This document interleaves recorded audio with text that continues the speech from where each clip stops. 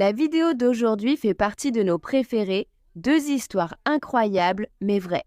Il y a l'histoire d'un tir à 3 points au dernier instant d'un match de basket universitaire qui, en plus de sauver l'équipe de l'élimination, a aussi sauvé la vie d'environ 20 000 personnes. Regardez ça. Il y a aussi l'histoire d'une militaire de l'armée de l'air qui a dû changer de pays pour servir dans une autre base aérienne.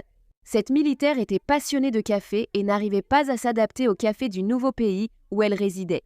Mais quand elle a installé des caméras cachées, la raison de ce café étrange était bien plus sinistre qu'il n'y paraissait. Regarde. Salut mon beau monde, je suis Su et soyez les bienvenus sur la chaîne. Si comme moi vous aimez les histoires bizarres, faits divers, théories du complot et curiosités, toutes ces choses étranges et folles, n'oubliez pas de vous abonner à la chaîne, d'activer la petite cloche de notification pour ne rien rater. Et aimer, commenter, partager, parce que tout cela aide vraiment beaucoup de monde ici sur la chaîne. D'accord ? Et c'est parti pour la vidéo. Le sport est capable de créer des moments inoubliables et pratiquement rien n'est plus angoissant pour un supporter d'une équipe. Quand il ne reste que quelques secondes avant la fin du match et que ton équipe est en train de perdre, mais qu'elle a encore une chance de faire cette dernière action, tu vois ?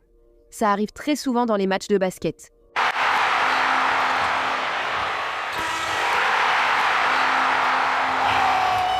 D'innombrables fois, il y a eu ces tirs à 3 points, parfois depuis le milieu du terrain, 2, 1, un tir à 3 points de très loin. Il ne reste que quelques secondes, parfois le temps s'écoule alors que le ballon est déjà en l'air, et tout le monde retient son souffle, puis le ballon entre pour sauver le match. Messieurs, est-ce le tigre ? Les tribunes deviennent folles, tandis que les joueurs et les supporters célèbrent comme des fous. Mais avez-vous déjà entendu parler d'un lancer qui, au lieu de sauver le match, a sauvé des milliers de vies ? Eh bien, regardez ça.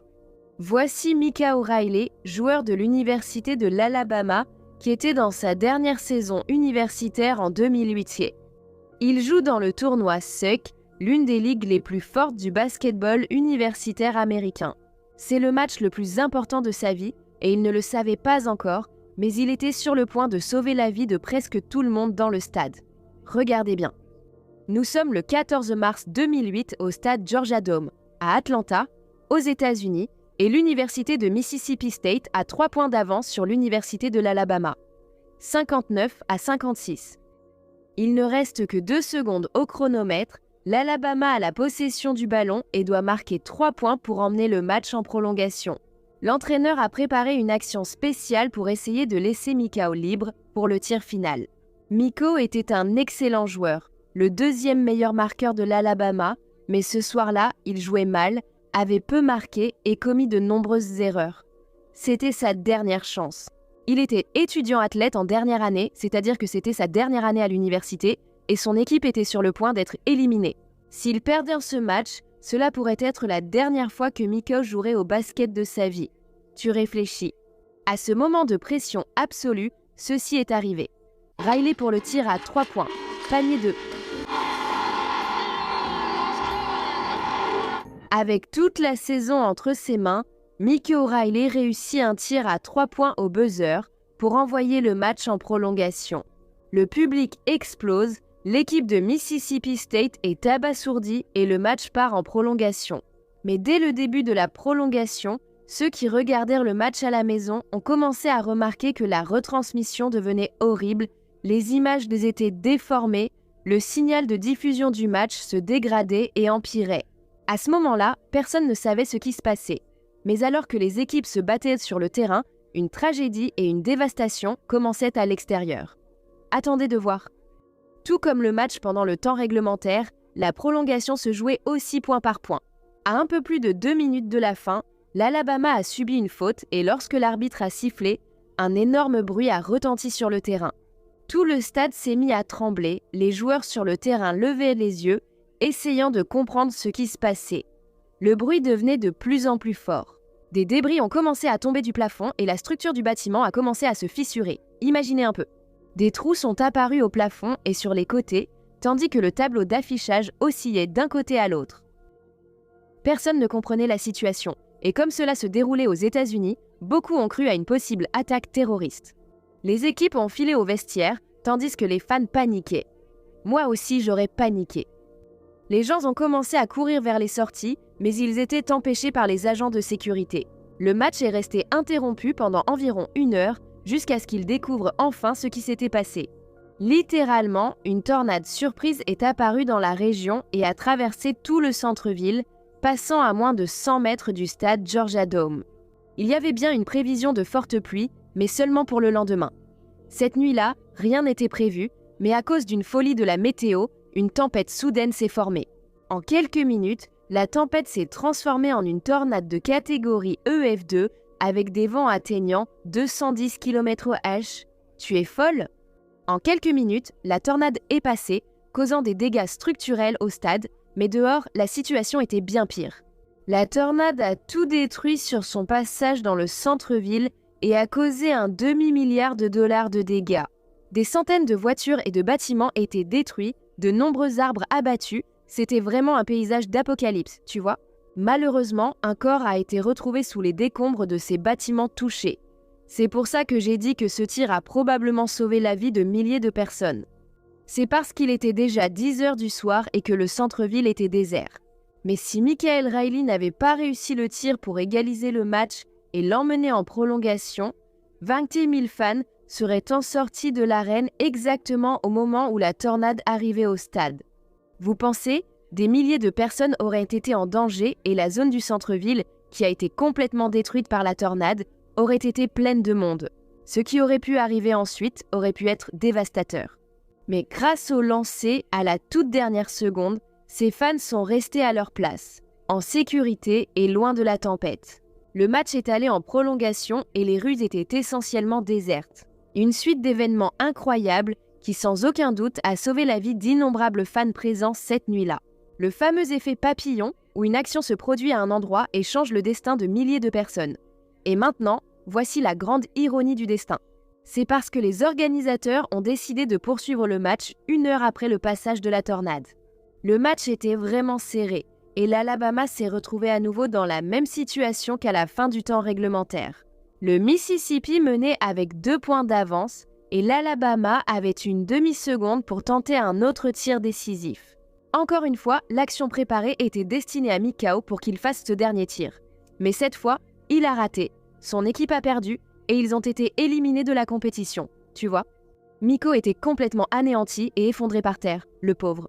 Miko n'a peut-être pas réussi le tir gagnant, mais ce qu'il a fait était bien plus grand, car il a probablement réussi le premier et unique tir qui a sauvé la vie des gens. S'il y a bien une chose à laquelle il faut s'adapter quand on change de pays, c'est la nourriture locale. J'habite ici en Nouvelle-Zélande et je dois me battre pour trouver un endroit qui vende des haricots noirs. Franchement, je n'en trouve pas. Mais ça arrive aussi avec d'autres choses, même avec la boisson la plus vendue au monde, le café, qui n'est pas non plus le même qu'au Brésil ici. Il faut s'habituer à des marques différentes qui n'ont pas cette saveur si délicieuse du petit café brésilien. C'est aussi ce qui est arrivé à l'Américain Robbie Johnson, sergent de l'armée de l'air américaine, qui a été muté pour servir sur la base aérienne en Allemagne pendant 1 an. Robbie était un amateur de café et il ne quittait jamais la maison sans sa dose de café du matin. Moi non plus, je ne sors pas sans. Mais le café en Allemagne avait un goût très étrange, vraiment trop étrange. Et vous allez bientôt comprendre pourquoi. Et puisque nous parlons déjà de café, je veux envoyer un bisou à Vanderlei de Brasilia, à Vera Lúcia de São Paulo et à Kim et Alicia de Vitória. Espírito Santo. Gros bisous à vous. Robbie était marié à Melody Feliciano, une femme née aux Philippines et qui vivait à Tucson, en Arizona, aux États-Unis, lorsqu'elle a épousé Robbie. Ils ont eu un enfant, mais Melody en avait assez de cette vie d'épouse de militaire. Ça va vraiment être difficile. En effet, comme son mari était sergent, il était constamment muté pour servir dans des bases partout dans le monde. Il vivait dans des maisons à l'intérieur des bases militaires et elle en avait vraiment marre de ne pas avoir de maison à elle et de ne pas pouvoir s'enraciner quelque part. En 2023, Robbie a été muté en Allemagne et Melody et leur fils l'ont accompagné. C'est là que le couple, qui traversait déjà une crise depuis quelque temps, a eu une dispute horrible et Robbie a dit « Ça suffit, je n'en peux plus de tout ça. En m'épousant, tu savais que j'étais militaire et que ce serait notre vie. Je veux divorcer. » Réfléchis. Depuis, le couple faisait chambre à part. C'est à cette période que le café du matin de Robbie a changé. Mélodie aimait le café. Pour mieux comprendre, Mélodie n'aimait pas le café. Alors, chaque soir, avant d'aller se coucher, Robbie préparait tout dans la cafetière. Dès qu'il se réveillait, il suffisait d'ajouter de l'eau et d'allumer la machine. Mais le café avait toujours un goût fort et étrange. Tu vois le genre. Robbie a bu ce café au goût étrange 3 semaines. Mais c'est en commençant à se sentir mal qu'il a compris qu'il y avait un problème. Robbie, militaire ayant déjà vu beaucoup de méchanceté, a commencé à soupçonner sa femme de faire quelque chose dans son café. Il ne voulait pas y croire parce que même s'ils étaient en crise et que la procédure de divorce était déjà en cours, ils avaient été mariés pendant 17 ans. Et la plupart du temps, ces années avaient été heureuses. En plus, ils avaient un enfant ensemble, non? Mais alors, une idée est venue à l'esprit de Robbie. Je vous laisse deviner laquelle. C'est ça, les amis. Robbie avait une assurance vie. Et Mélodie était la bénéficiaire, bien sûr. En plus, si jamais il venait à mourir, elle allait en profiter. Elle recevrait sa pension militaire pour le reste de sa vie. Maligne. Après cette constatation et le soupçon que sa chère épouse essayait de l'empoisonner, il a décidé d'agir et de rassembler des preuves. Comme le café avait un goût chimique, il a acheté ses bandelettes de test pour piscine, tu sais, celles qui mesurent le chlore et d'autres produits chimiques. Il a commencé à enregistrer en vidéo tous les matins quand il allait préparer son café. Il mettait l'eau dans la cafetière, prenait la petite bandelette et plongeait la partie qui indiquait le chlore, qui devenait violette immédiatement, indiquant une forte concentration d'eau de javel. Autrement dit, Mélodie mettait de l'eau de javel dans son café. Tu te rends compte? Regarde ça, c'est garanti, tu vas voir le chlore. Pouf. Waouh. Il savait qu'il lui fallait plus de preuves, alors il a installé une caméra secrète dans le salon, dirigée vers le plan de travail de la cuisine. Le lendemain, il capture cette image. Mélodie attend que son mari se couche, puis une demi-heure, et apparaît dans la cuisine pour vérifier la cafetière. Ensuite, elle prend un objet dans le tiroir.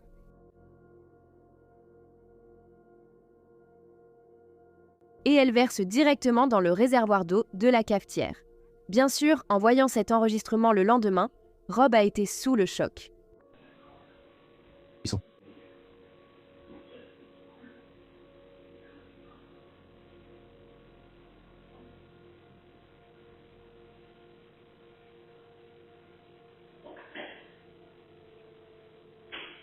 Salut, ce soir est la nuit où j'ai trouvé. En vidéo. Alors, testons cette eau. Ça va être rouge.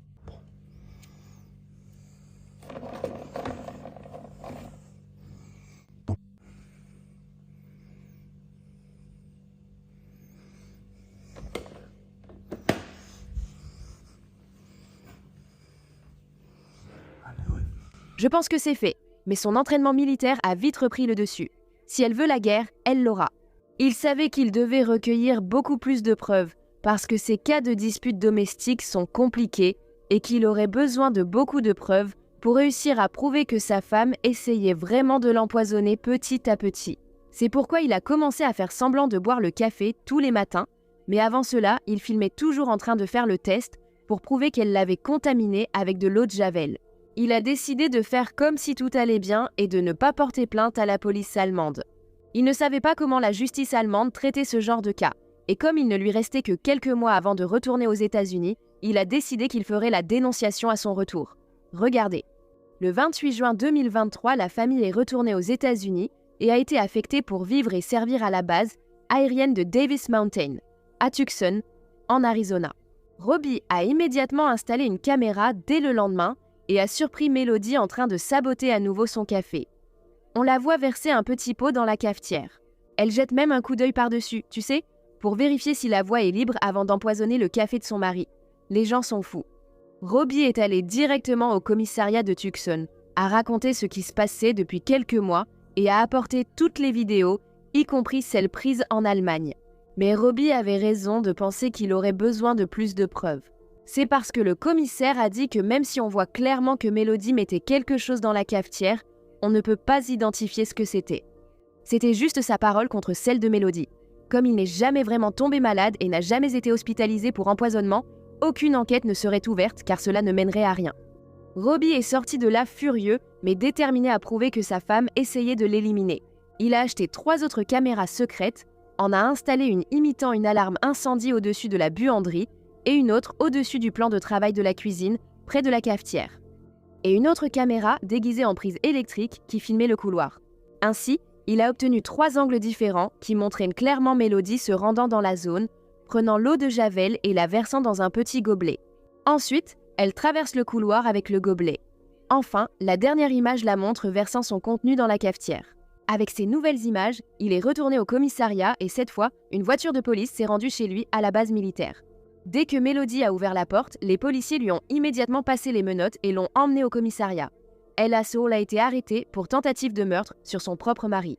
Lors de l'enquête, on a découvert qu'en 2022, bien qu'elle ne travaillait pas et s'occupait uniquement de la maison et de son fils, ce qui est déjà beaucoup, elle a acheté une maison aux Philippines à son nom. Le mari ne savait pas que cette maison existait et on imagine qu'elle a volé l'argent de la famille pendant des années jusqu'à ce qu'elle puisse acheter cette maison dans son pays natal. À cause de cela, elle a été considérée comme présentant un risque élevé de fuite et sa caution a été fixée à près d'1,5 million de réais. Comme elle n'avait pas cet argent, elle a fini par attendre son procès en prison. Au final, elle est restée en détention pendant 1 an en attendant son jugement. Au début, elle avait plaidé non coupable, mais face à la quantité de preuves, elle a finalement accepté un accord et a plaidé coupable du crime d'avoir ajouté des substances nocives à des aliments. Le plus surprenant, c'est que pendant le procès, son propre mari a demandé au juge de ne pas la condamner à plus de temps de prison. Il a demandé qu'elle soit condamnée à 3 ans de probation et qu'elle suive un traitement psychologique obligatoire. Le juge a accepté la demande de la victime elle-même et aujourd'hui, Mélodie est libre, légère et se promène partout. C'est fou, non ? La victime recommande la liberté conditionnelle et un traitement de santé mentale plutôt qu'une peine de prison supplémentaire, ce que le tribunal prend en compte. Elle doit se soumettre à une évaluation de santé mentale et suivre tout traitement recommandé. Auriez-vous la même attitude que Rob ? Je ne sais pas. Je suis pour le pardon, mais les gens doivent assumer les conséquences de leurs actes. Non ? Qu'en pensez-vous ? Laissez dans les commentaires ce que vous pensez de cette histoire. Voilà les amis, ces histoires sont vraiment folles, n'est-ce pas ? Dites-moi aussi si vous aimez ce genre de contenu. Si vous avez aimé, n'oubliez pas de vous abonner à la chaîne. Partagez aussi avec ceux qui aiment ces histoires folles. Partagez ça tout de suite, d'accord ? Restez connectés pour la prochaine vidéo. Salut ! N'oublie pas de liker, j'avais oublié.